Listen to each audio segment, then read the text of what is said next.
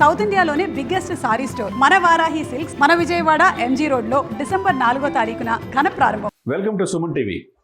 పవన్ కళ్యాణ్ క్షమాపణ చెప్పాల్సిందే. రెండు రాష్ట్రాల్లో ఆ పార్టీ ఈ పార్టీ లేకుండా అటు బీఆర్ఎస్ కావచ్చు, ఇటు కాంగ్రెస్ పార్టీ కావచ్చు క్షమాపణ చెప్పాల్సిందే అంటున్నారు. ఏమన్నాడు? నిజంగా ఆయన తెలంగాణ గురించి, తెలంగాణ నాయకుల గురించి, తెలంగాణ రాష్ట్రం గురించి ఏమైనా తప్పుగా మాట్లాడాడంటే అది కూడా లేదు. ఆయన మాట్లాడిన దాంట్లో ఏమన్నాడు క్లియర్గా చూస్తే కనుక, గోదావరి పచ్చదనం అంటే రాష్ట్రం విడిపోవటానికి గోదావరి ఈ పచ్చదనం, ఈ కోనసీమ అందాలు ఒక కారణమేమో అని చెప్పి అన్నాడు. అది తెలంగాణ గురించి కాదు, అక్కడ ఉంది. రాష్ట్రం విడిపోయి చాలా ఇబ్బందులు గురయ్యాం.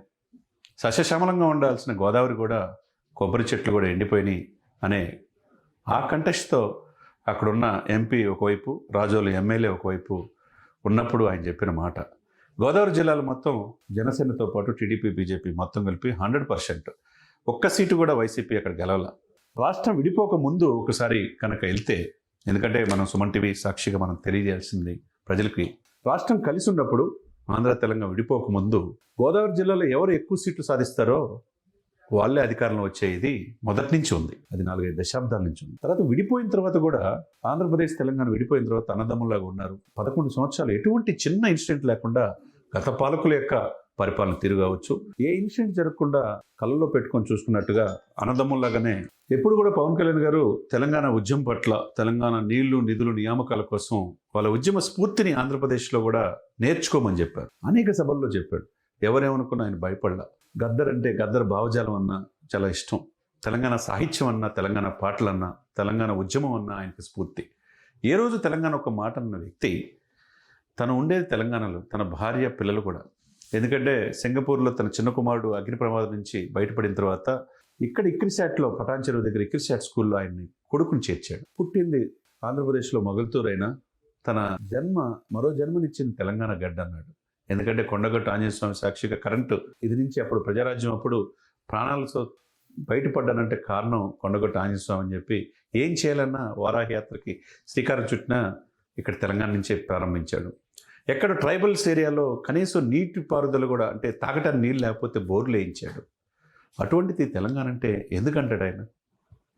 సరే, మంత్రులు, ఒక మంత్రి ఏమో ఆయన సినిమాలు 2 రోజుల కంటే ఆడనేమని చెప్పి అన్నారు. ఇంకొక ఎమ్మెల్సీ అయితే తరిమి కొడతామంటున్నారు పవన్ కళ్యాణ్ గారిని క్షమాపణ చెప్పకపోతే.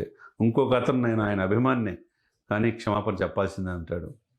ఇక వీళ్ళందరూ చూసుకుంటూ ఉంటే అంటే ఎందుకు ఇంత అన్నదమ్ముల్లాగా విడిపోయిన తర్వాత కూడా దీన్ని వక్రీకరిస్తున్నారు? ఎందుకంటే లెటర్ కూడా మనం చూస్తే స్క్రీన్ మీద క్లియర్గా 2 లైన్లో చెప్పారు. మాటలు వక్రీకరించవద్దు. రాజోల్ నియోజకవర్గంలో ఉప ముఖ్యమంత్రి శ్రీ పవన్ కళ్యాణ్ గారు పర్యటించిన సందర్భంలో రైతులతో ముచ్చటిస్తూ చెప్పిన మాటలను వక్రీకరిస్తున్నారు. ఇరు రాష్ట్రాల మధ్య సుహృద్భావ వాతావరణం నెలకొన్న ఈ క్రమంలో ఆ మాటలు వక్రీకరించొద్దు అన్నాడు. క్లియర్గా ఇచ్చారు. అక్కడ ఏం తప్పుగా మాట్లాడలేదని చెప్పి జనసేన పార్టీ కూడా నిర్ణయించింది. కాబట్టి రాజకీయాల జోలికి పోకుండా గద్దర్తో సాన్నిధ్యం ఉన్న పవన్ కళ్యాణ్ గారు, తెలంగాణ ఉద్యమాన్ని స్ఫూర్తిగా రాజకీయాల్లోకి నేను వచ్చానని చెప్పిన పవన్ కళ్యాణ్ గారు ఈరోజు డిప్యూటీ చీఫ్ మినిస్టర్ ఆఫ్ ఆంధ్రప్రదేశ్గా వివిధ శాఖలకి పేరు తీసుకొస్తా, ఒకవైపు సినిమాల్లో, ఒకవైపు రాజకీయాల్లో, తెలుగు రాష్ట్రాల్లో ఎక్కడ సమస్య ఉన్నా నేను పరిష్కరిస్తానని చెప్పి ఆ రోజు తెలంగాణలో వరదలు వచ్చినప్పుడు కూడా ₹1 కోటి ఇచ్చారు. ఆంధ్రాలో ₹1 కోటి ఇచ్చారు. అటు రామచంద్ర గారు, చిరంజీవి గారు కూడా 50 లక్షలు ఇచ్చారు. ఎప్పుడు కూడా మెగా ఫ్యామిలీ కావచ్చు, పవన్ కళ్యాణ్ కావచ్చు, తెలంగాణ తక్కువ చేసినట్టు మాట్లాడారు. మరి ఇటువంటి సమయంలో డైవర్షన్ పాలిటిక్స్లో భాగంగా దీన్ని వక్రీకరిస్తా పవన్ కళ్యాణ్ గారు అనలేని మాటని అన్నారు, తెలంగాణని హేళన చేశారు, దిష్టి అని చెప్పాను అని మాట్లాడటం అనేది సహేతుకం కాదు అని చెప్పి జనసేన పార్టీ కేంద్ర కార్యాలయం కూడా ప్రకటన రిలీజ్ చేసింది. కాబట్టి ఇప్పుడు ఒక్కసారిగా దేశ రాజకీయాల్ని శాసించే మోదీ గారే ఈయన పవన్ గారు తుఫాన్ అన్నారు. మరి విజయం సాధించిన తర్వాత పవన్ కళ్యాణ్ గారు, చిరంజీవి గారు ఇంటికి వచ్చిన తర్వాత ఆయనకి సాష్టాంగ నమస్కారం చేసిన తర్వాత కుటుంబం అంటే ఇది, కుటుంబ విలువలు అంటే ఇలా ఉండాలని అందరూ ప్రశంసించారు. తెలంగాణ నాయకులు కూడా ప్రశంసించారు. అటువంటిది ఇప్పుడు కాంగ్రెస్ పార్టీ అధికారంలో ఉన్నది. కాంగ్రెస్ పార్టీ అన్న అభినందించారు. రేవంత్ రెడ్డి గారిని కలిసి పవన్ కళ్యాణ్ గారు అభినందించారు. చిరంజీవి గారు పలు సందర్భాలు కూడా అభినందించారు.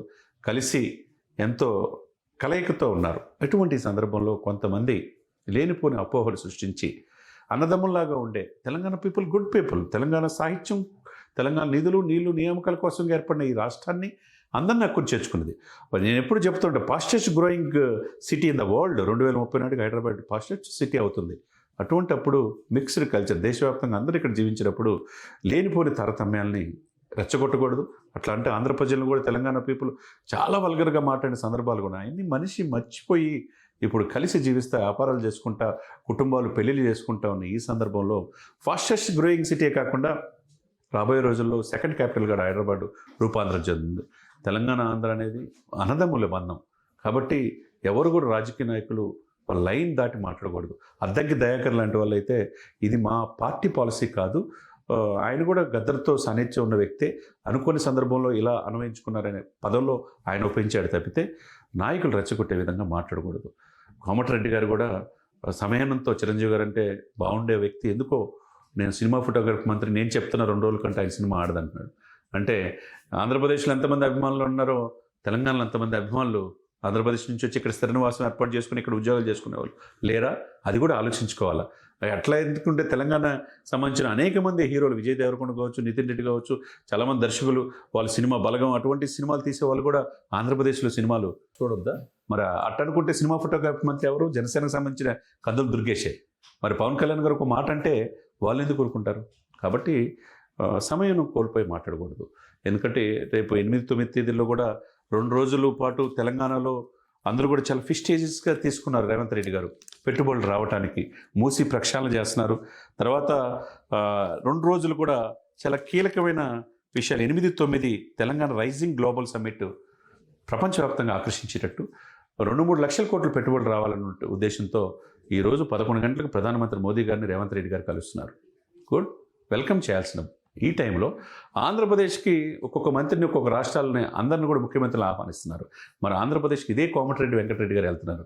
మరి కోమటిరెడ్డి వెంకటరెడ్డి గారు వెళితే మరి ఏ విధంగా వెళ్తారు? అక్కడ ముఖ్యమంత్రి ఎవరు? చంద్రబాబు నాయుడు. డిప్యూటీ సీఎం ఎవరు? Power star Pawan Kalyan. ఆయనేమో మీరు క్షమాపణ చెప్పాలి లేకపోతే సినిమా ఆడనేమంటారు. ఏ విధంగా చూస్తాం? ప్రాంతాల మధ్య విభేదాలు సృష్టించడం this is the right time కాదు. 13 లక్షల కోట్ల పెట్టుబడులు మన విశాఖపట్నంలో వచ్చినాయి. అది తెలంగాణ నాయకులు కూడా అప్రిషియేట్ చేశారు చంద్రబాబు నాయుడు గారిని. చంద్రబాబు గారితో పాటు ఒకప్పుడు ఆ పార్టీలో ఉన్న రేవంత్ రెడ్డి గారు ఇప్పుడు కాంగ్రెస్ పార్టీకి ముఖ్యమంత్రిగా పనిచేశారు. కాబట్టి ఇక్కడ తెలంగాణ రైజింగ్ గ్లోబల్ సమ్మిట్ అని ప్రపంచవ్యాప్తంగా ఆకర్షించేటట్టు వివిధ రాష్ట్రాలని అందరినీ ఆహ్వానించి ఈ సమయంలో ఇరు రాష్ట్రాల మధ్య ఆంధ్ర తెలంగాణ మధ్య ఇటువంటి 11 సంవత్సరాలు అయింది.